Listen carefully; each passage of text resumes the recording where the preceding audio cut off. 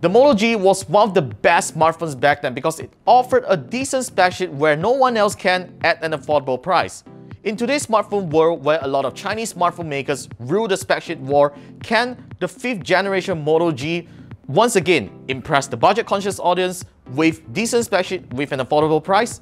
I'm Warren with KLGadgetTV, and the G5 Plus has been with me for 3 weeks, and this is my full review.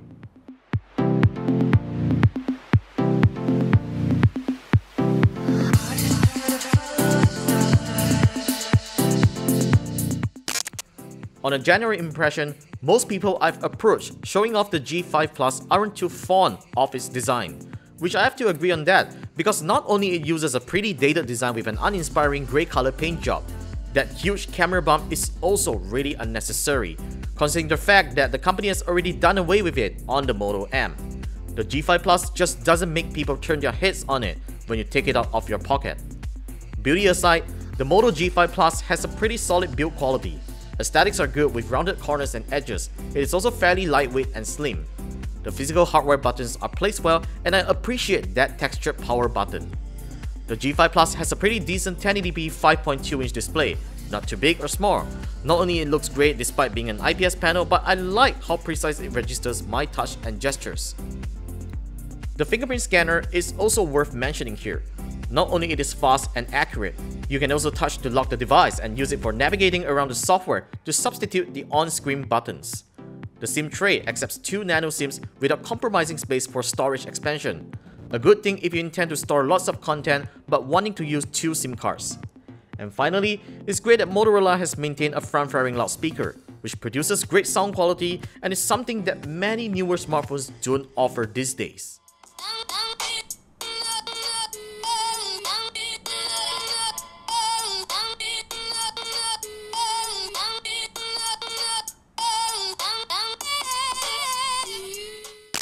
Under Lenovo's ownership, Motorola has thankfully maintained the super smooth and reliable stock Android experience on the G5 Plus. Though I was a little disappointed that it doesn't come with the latest build of Android Nougat. The software has never failed to live up to my expectations. In fact, it is even snappier than the Moto Z Play, which shares very much the same hardware internals. The UX now performs very similar to Google's Pixel launcher, such as swiping up for the app drawer. I also love the option of using the home screen in landscape mode.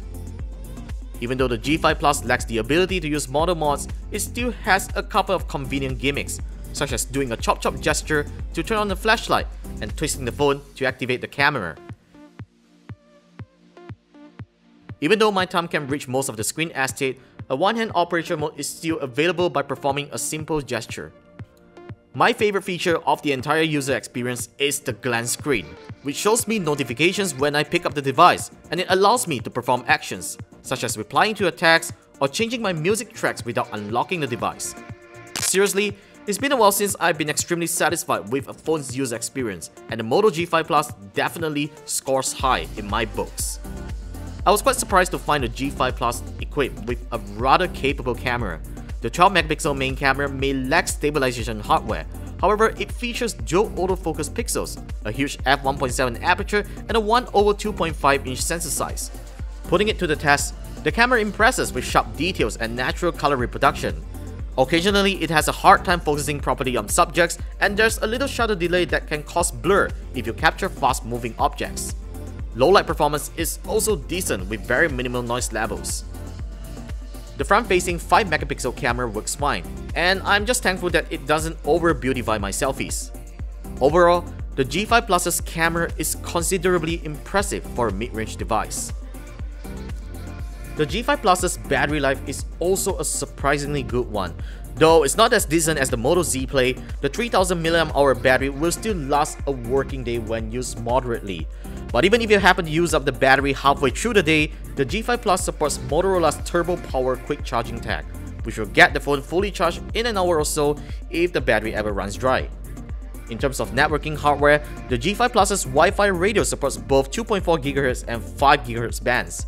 Transmission speeds are however limited to 150 megabits per second, but when it comes to cellular connectivity, the phone delivers very decent 4G speeds. When I reviewed the Xiaomi Redmi Note 4 the last round, I thought it was already the best mid-range smartphone that I could recommend. Not until I used the Moto G5 Plus. Because for what it offers right under the hood and the great user experience, it is totally worth the price tag of 1,299 ringgit. And that is if you can look past the less attractive design and the lack of Moto Mods support. Buy this if you are looking for an affordable smartphone that offers a stock Android experience.